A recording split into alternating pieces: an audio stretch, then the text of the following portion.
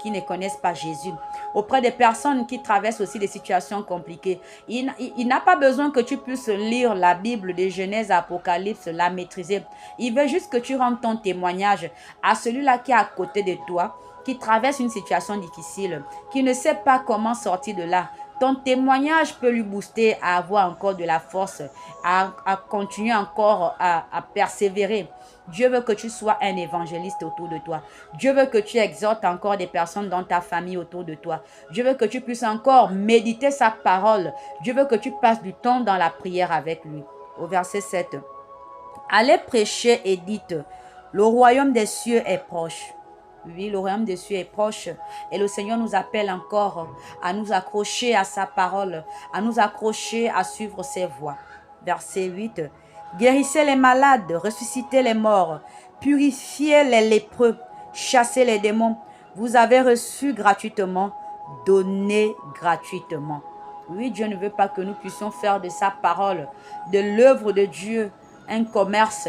Le Seigneur veut que tu sois cette personne-là qui va partager la parole librement, qui va conseiller librement, qui va orienter, donner des instructions poussées par le Saint-Esprit, afin qu'une âme soit sauvée, afin qu'un cœur soit guéri, afin qu'une vie soit restaurée, afin qu'une famille soit délivrée, afin que plus d'un soit sauvé autour de toi. Verset 9. Ne prenez ni or ni argent, ni monnaie dans vos ceintures. Verset 10. Ni sac pour le voyage, ni de tunique, ni souliers, ni bâton, car l'ouvrier mérite sa nourriture. Exactement, toi qui fais l'œuvre de Dieu, toi qui partages la parole de Dieu, sache que le Seigneur se chargera de toi. Il touchera les cœurs des personnes autour de toi pour te bénir. Il touchera des personnes qui viendront ouvrir vraiment les mains vers toi pour te bénir. Ne désespère pas, n'abandonne pas. Persévère, fais la volonté de Dieu. Continue à partager sa parole. Continue à être cet évangéliste. Continue à être ce prédicateur. Continue à être cet évangéliste servant de l'Éternel. Dieu t'appelle à parler de lui. Dieu t'appelle à exhorter autour de toi, au travail, dans ton entourage.